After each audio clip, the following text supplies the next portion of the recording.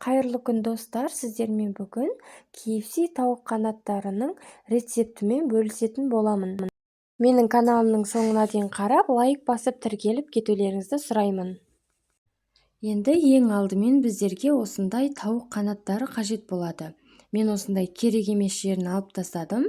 Содан соң екіге осылай бөліп аламын.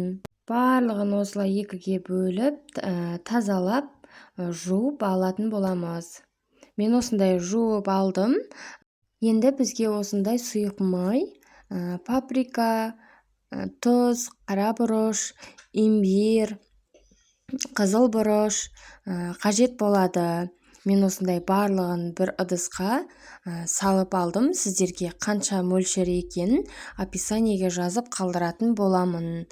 Енді осылай барлық дәмдеуіштерімізді араластырып алып, осындай тауық қанаттарының үстіне себе отырып, араластырып, біркелкі етіп, барлық жеріне тиюі қажет.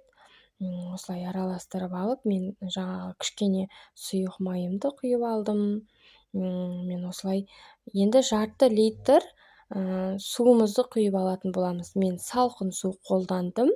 Енді осылай 2 сағатқа дәмдеуіштері сіңу үшін 2 сағатқа қалдырып қоятын боламын. Міне менде 2 сағат уақыт өтті. Енді құрғақ кляр дайындайтын боламыз.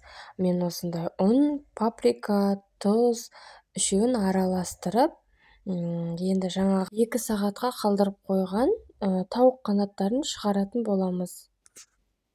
Және өз қалауларыңызға қарай осылай паприканы кішкене көбірек қоссаңыздар да болады. Өте керемет дәм береді. Жаңағы тауық қанаттарын дәмдеуіштерден шығарып, осылай барлық жері құрғақ болғанша ұнға аунатып алатын боламыз. Менің каналыма тіркеліп, лайк басып, пікір қалдырып кетулеріңіз мен үшін өте маңызды.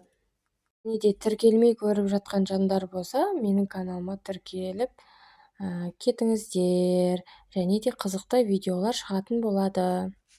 Осылай үй жағдайында жасалатын керемет тағамдардың рецептімен бөлісетін боламын.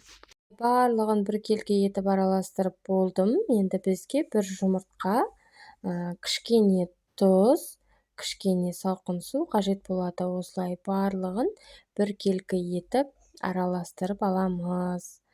Мен де осындай кішкене бір жұмыртқа тағы қостым. Өйткені менің тауық қанаттары өте көп болып кетті. Сондықтан 2 жұмыртқа қолдандым. Енді осылай бір ыдысқа осылай ұнымызды кішкене тұз салып араластырып аламыз. Осылай бірінші сұйық клярымызға, екінші осылай ұнымызға ауната отырып салып алатын боламыз.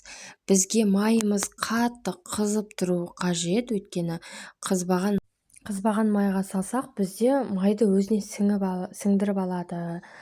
Сондықтан қатты қызып тұрған май болу қажет. Менде осындай майым қатты қызып тұр.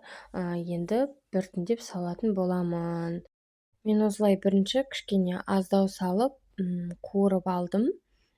Өйткені менде көп болды, сондықтан аз-аздан салып қуырдым.